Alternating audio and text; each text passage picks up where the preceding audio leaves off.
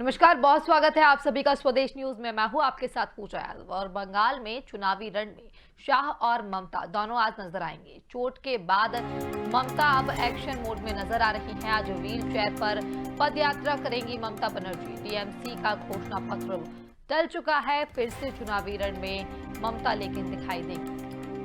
आपको बता दें कि आज से बंगाल के दौरे पर भी अमित शाह भी हैं और 2 दिवसीय दौरे पर बीजेपी के पक्ष में यहां माहौल बनाएंगे। रैलियों में हुंकार भरेंगे। मिशन बंगाल पर बीजेपी लगातार बनी हुई है। तृणमूल कांग्रेस प्रमुख और मुख्यमंत्री ममता बनर्जी चोट लगने के बाद पहली बार सार्वजनिक रूप से सामने आ रही हैं। वह आज व्हील चेयर पर पदयात्रा करेंगी। ममता बनर्जी दोपहर 1 बजे कोलकाता में पदयात्रा करेंगी। इस दौरान वह दक्षिण कोलकाता में मेयो रोड पर गांधी को प्रतिमा से अपनी पदयात्रा शुरू करेगी। साथ ही टीएमसी ने आज अपने कार्यक्रम में बदलाव किया है। पार्टी आज अपना मैनिफेस्टो जारी नहीं करेगी। इससे पहले आज पश्चिम बंगाल में टीएमसी अपना घोषणा पत्र जारी करने वाली थी, लेकिन फिलहाल इसे स्थगित कर दिया गया है। बहरहाल ममता बनर्जी चोट के बाद पहली बार मंच पर व्हील चेयर पर नजर आएंगी।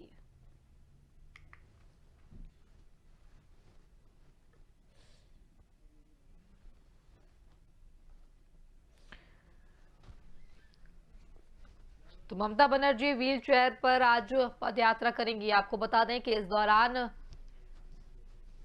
मैनिफेस्टो फिलहाल जारी नहीं होगा, लेकिन दूसरी तरफ यदि देखा जाए तो बीजेपी भी अपनी पूरी तैयारियों में नजर आ रही है और बीजेपी की रणनीति भी देखने को यहाँ पर लगातार मिल रही है। अमित शाह भी 2 दिवसीय बंगाल दौरे पर हैं। आज अमित शाह का बंगाल दौरा है और ऐसे में कई रैलियों में हुंकार भरेंगे।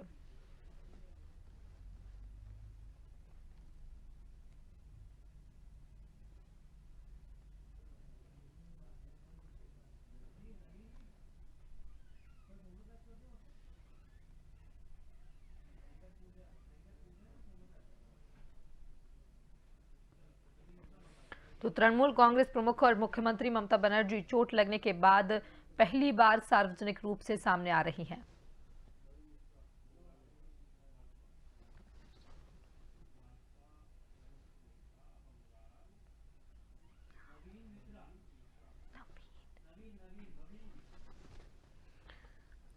और बंगाल भाजपा नेता नवीन मिश्रा हमारे साथ फोन लाइन पर जुड़ चुके हैं। नवीन जी, बहुत स्वागत आपका स्वदेश न्यूज में। जी नमस्कार नमस्कार। नवीन जी, चोट लगने के बाद ममता बनर्जी एक्शन मोड में नजर आ रही हैं, लेकिन देखा जाए तो अमित शाह का भी आज बंगाल दौरा है। किस नजरिए से देखा जा रहा है इस दौरे को?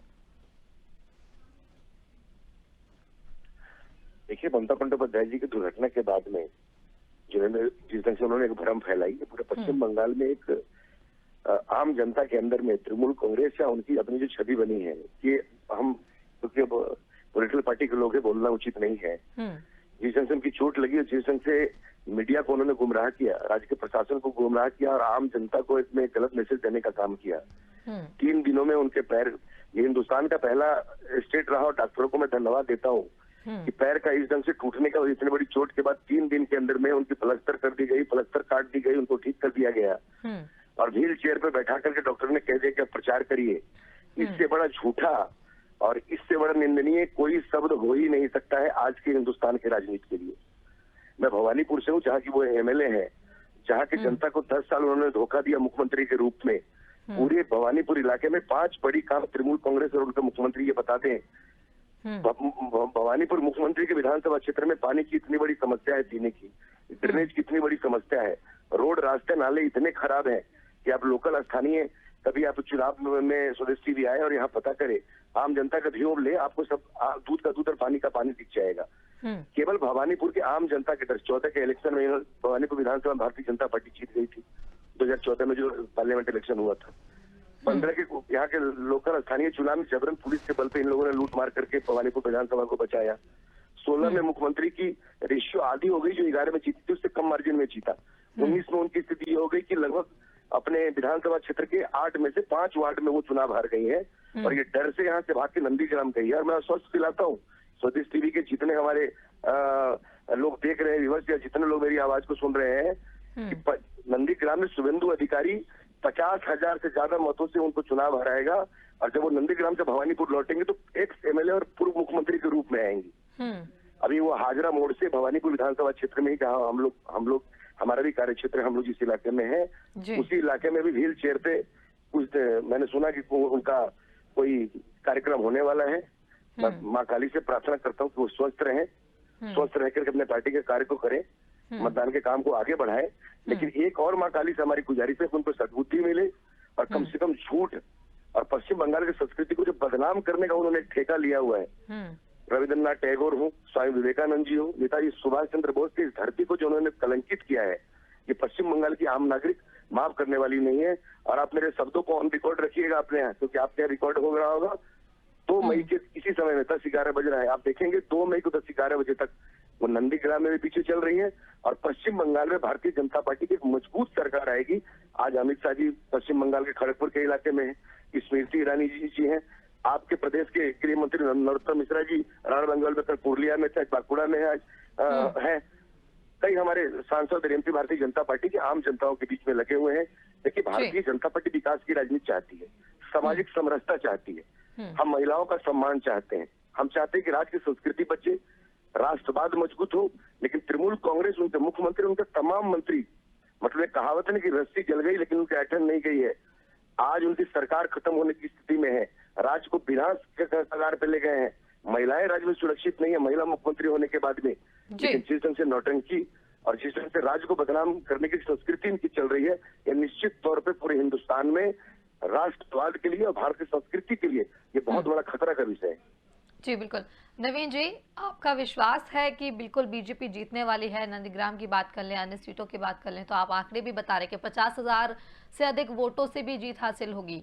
हमारी शुभकामनाएं हैं आपके साथ, आपकी पार्टी के साथ। लेकिन देखा जाए एक तरफ, जहां यदि मैनिफेस्टो की बात की जाए तो टीएमसी का मैनिफेस्टो जारी होने वाला था, लेकिन अब स्थगित कर दिया गया है। क्या कारण आप समझते हैं? किन किन मुद्दों को लेकर चलने वाले थे, या फिर भय, आतंक और पब्लिक आम जनता की जो एक सोच है ना, जब इनके बीच में आई तो भयभीत होकर के मैनिफेस्टो को रिलीज नहीं कर रहे हैं। ये पैर टूटना और पैर में चोट लगना एक बहाना है। पैर जिसकी टूटेगी 3 दिन के अंदर उनकी पट्टी भी, मतलब प्लास्टर भी हो जाएगी, उसको काट दिए जाएंगे, वो पैर भी उनका ठीक हो जाएगा। और वो आम जनता के बीच में वो व्हील चेयर पे एक सेंटीमेंट जो लेने का प्रयास कर रही है, आम जनता इसको हंसी का पात्र बन चुकी है पूरे पश्चिम बंगाल में।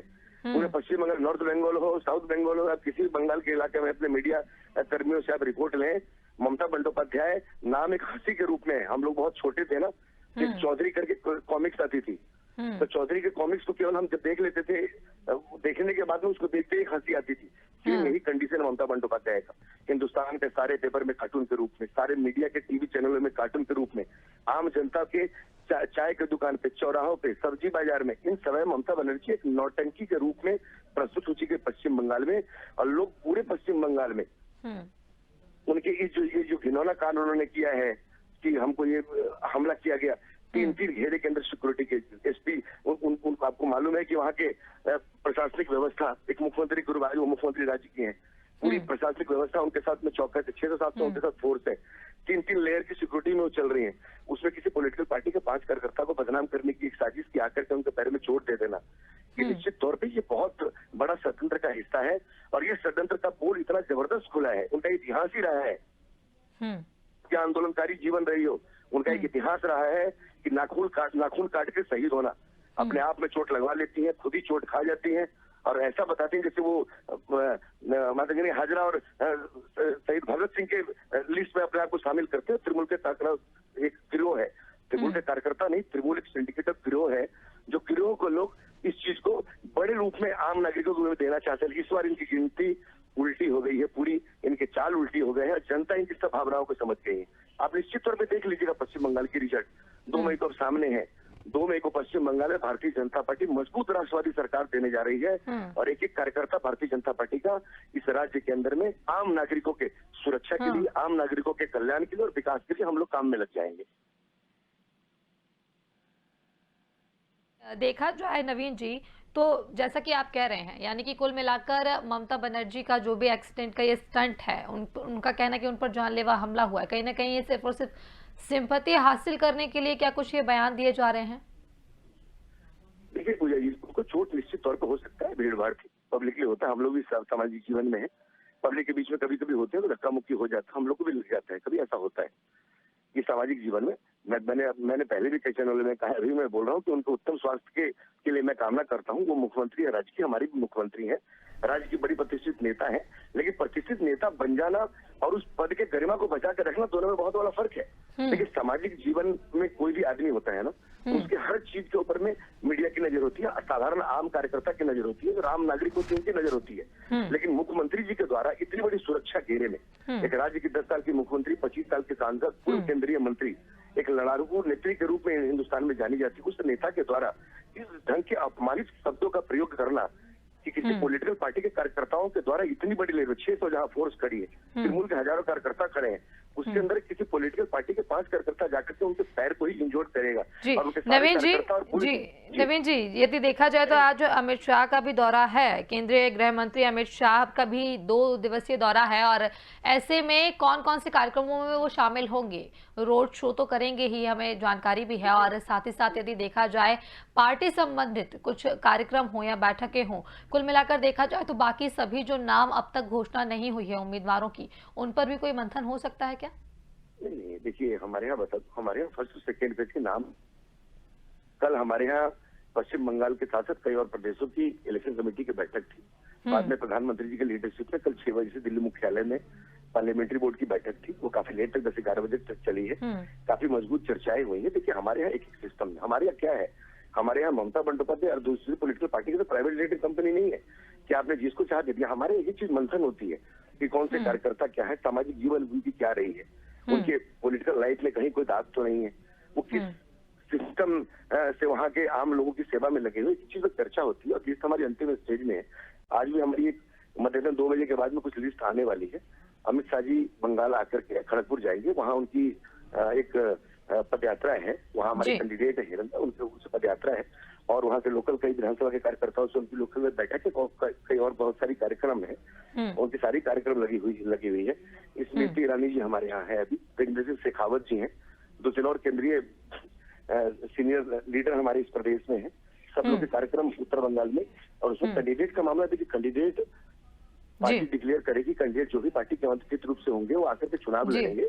लेकिन हमारे यहाँ एक सिस्टम बना हुआ है कि भारतीय जनता पार्टी में एक अपनी सिस्टम, हम पूरे 5 साल चुनाव हारे या जीते वो छोड़ दें आप, 365 दिन 24 घंटा मेरे कार्यकर्ता हम जमीन पे होते हैं किसी भी प्रदेश में। आप जी बिल्कुल नवीन जी, आप बने रहिए हमारे साथ। इस वक्त हमारे कार्यकारी संपादक नरेंद्र वर्मा फोन लाइन पर जुड़ चुके हैं। नरेंद्र, हम देख रहे हैं कि बंगाल में बीजेपी की जो रैलियां चल रही है, बीजेपी का जो प्रचार प्रसार चल रहा है, वो भी हमें देखने को मिल रहा है। साथ ही साथ यदि बात की जाए ममता बनर्जी की, तो ममता बनर्जी का कमबैक है। व्हील चेयर पर वो अब रोड शो करेगी, व्हील चेयर पर रहकर वो पदयात्रा करेंगी। और साथ ही साथ दूसरी तरफ देखा जाए तो अमित शाह, गृह मंत्री अमित शाह भी जो है आज बंगाल पहुंच रहे हैं, 2 दिवसीय दौरा है। और साथ ही साथ देखा जाए तो ये जो पूरी राजनीति बंगाल में हमें देखने को मिल रही है, क्या लग रहा है आपको नरेंद्र, कितना बदलाव देखने को मिल सकता है? बिल्कुल पूजा, जिस तरीके से भाजपा ने रणनीति बनाई है, और एक कहा जा सकता है कि ममता बनर्जी को एक तरफ से घेरने की कोशिश है भाजपा की तरफ से, और ममता बनर्जी भी हार मानने को तैयार नहीं है। अभी आप देख सकते हैं सबसे बड़ी बात जो पिछले दिनों उनके पैर में चोट आई है, कहने चाहिए उसमें कई तस्वीर भी सामने आए, और उन्होंने कहा कि ये एक पॉलिटिकल स्टंट है। उसके बाद में चुनाव आयोग पर जिस तरीके से निशाना साधा, तो बहुत सारी बातें सामने आ रही हैं। और सबसे बड़ी बात, ममता अकेली नजर आ रही है। जैसे शुभेंदु चटर्जी जो कि उनके बहुत करीबी माने जाते थे, उनके वहां से चुनाव लड़ना, नंदीग्राम से चुनाव लड़ना निश्चित ही ममता बनर्जी कहीं ना कहीं हार मानने के लिए तैयार नहीं है। और दूसरी बात, एक और पूजा यहाँ पे सामने आ रही है, नवीन मिश्रा जी मौजूद हैं साथ में। नवीन जी, एक बात और आपसे जानना चाहेंगे कि ये रोड शो कितना कारगर साबित हो सकता है टीएमसी के लिए?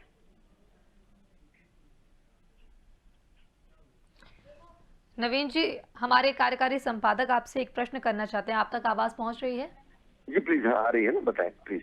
जी नरेंद्र, हम चाहते हैं आप अपना प्रश्न एक बार फिर से दोहराएं। ममता का रोड शो है और उसमें कहा जा रहा है कि वो व्हील चेयर के साथ में रोड शो करेंगी, तो सबसे पहले तो कहा जाए कि जब उनके पैर में चोट लगी उस पर राजनीति हुई और कहा गया कि ये जो चोट है ये एक दिखावा है, बहुत सारी बातें आई सामने, ममता बनर्जी की तरफ से भी कई लोगों को निशाना बनाया गया, तो क्या कहना चाहेंगे, किस तरीके की राजनीति हो रही है बंगाल में?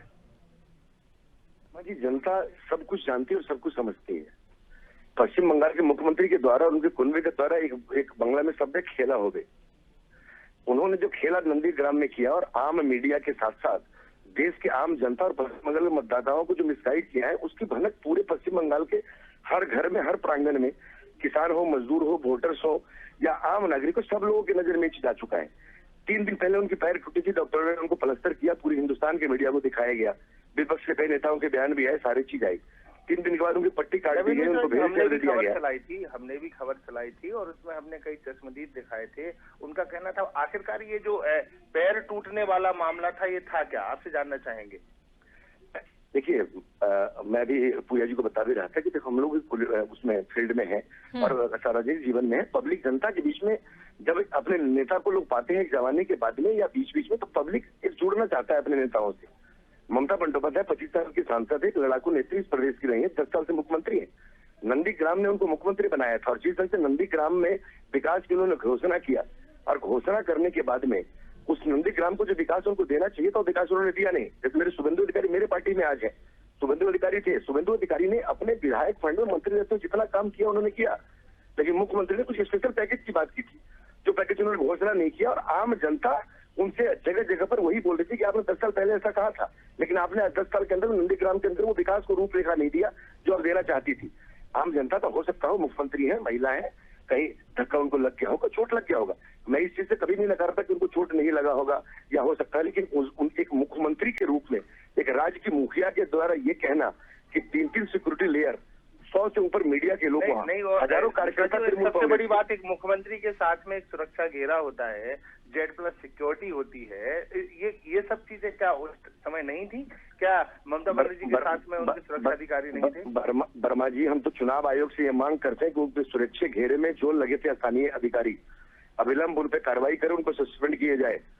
और हम आपके ही प्रदेश के हमारे बड़े नेता है जो पश्चिम बंगाल के प्रभारी है, कैलाश विजयवर्गीय जी, और मेरे पार्टी के अधिकृत कई प्रवक्ताओं ने भी कहा कि चुनाव आयोग इमीडिएटली जो है उच्च स्तरीय कमेटी बनाए और उच्च स्तरीय जांच करवाए, जरूरत पड़े सीबीआई से जांच करवा के रिपोर्ट वो चुनाव आयोग को दो, दूध की दूध पानी की पानी हो जाएगी।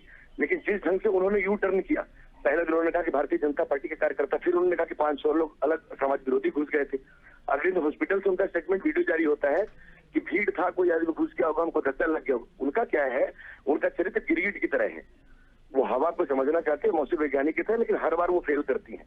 पश्चिम बंगाल में आज मैं वहीं भवानीपुर से ही अभी आपके चैनल पे उपलब्ध हूँ, जहाँ वो MLA हैं और जहाँ उनका घर है वहीं मेरा घर है, एक जगह हमारी स्थानीय राजनीति है।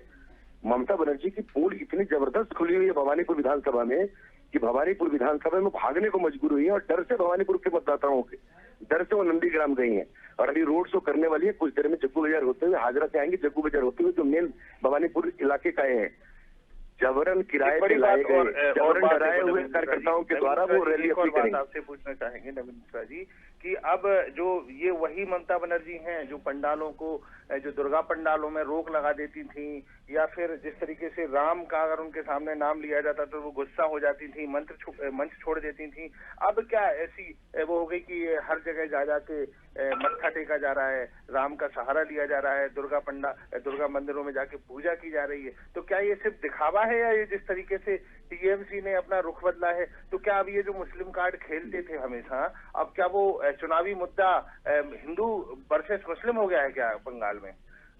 वर्मा जी, ममता बंदोपाध्याय का जो चरित्र रहा है ना, या उनकी जो राजनीतिक सोच रही है ना, वही बड़ा विवाद से घिरा हुआ रहा है। ममता बनर्जी कहती है, करती कुछ और है। ये ममता बनर्जी का इतिहास रहा है, अभी उनका इतिहास उठा करके देखें तब आपको समझ में आ जाएगा। आपको मैं बता दूं, ये वही ममता बनर्जी है जो दुर्गा पूजा को पंडालों में जाकर के जबरन क्लबों को अपने, आप हिंदुस्तान में किसके स्टेट बनी हुआ होगा, जबरन क्लबों को दुर्गा पूजा से पहले क्लबों को पैसा दे देना, हजारों दुर्गा पूजा के जाकर के पूरे पश्चिम बंगाल में उद्घाटन करना, फिर एक वर्ग, खास वर्ग को खुश करने के लिए भसान को रोक देना, सरस्वती पूजा को यही पश्चिम बंगाल है जहाँ के स्कूलों में, इसी पश्चिम बंगाल से विद्यासागर जैसे, इसी स्वामी विवेकानंद जी जैसे, रविन्द्रनाथ टैगोर जैसे कवि महर्षि पैदा हुए इस राज्य के अंदर में। ये इस राज्य में वो विविध संस्कृति है, भारतीय संस्कृति, इस राज्य को पूरे हिंदुस्तान, पूरे दुनिया में देखा जाता है। और उस राज्य के स्कूलों में कुछ खास वर्ग के विशेष लोगों के द्वारा में सरस्वती पूजा होने नहीं दिया जाता है। दुर्गा पूजा के भसान में क्या दी जाती है। बंगाल का जो घुसपैठियों का बड़ा मुद्दा रहा है। वर्मा जी, मैं आश्चर्य आप एक चीज और बता दूं वर्मा जी, आश्चर्य लगेगा कि चलिए कम से कम ममता, उनका नाम है ममता बनर्जी, वो एक कुलीन ब्राह्मण परिवार से आती है, बंगला परिवार से। कम से कम उन्होंने ये माना तो सही कि मैं हिंदू परिवार से हूँ।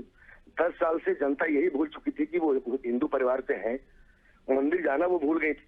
आजकल तो नंदीग्राम में जाकर बड़ा मामला रहा है नवीन मिश्रा जी, एक घुसपैठ का बड़ा मामला रहा है। बंगाल से लगातार घुसपैठ होती रही और एनआरसी का अगर सबसे ज्यादा कहीं विरोध हुआ तो पश्चिम बंगाल में हुआ है। इसके लिए क्या मतलब क्या माना जाए कि वो घुसपैठ खत्म हुई है, या फिर जब आपकी सरकार आएगी तो क्या करेंगे आप?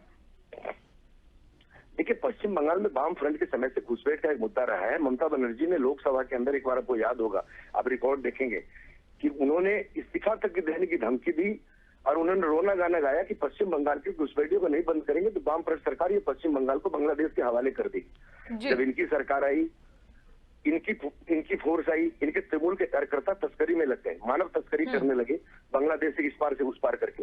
वो तो धन्यवाद दीजिए ऊपर वाले का कि देश में सबसे प्रधानमंत्री नरेंद्र मोदी जी की सरकार 14 में आ गई।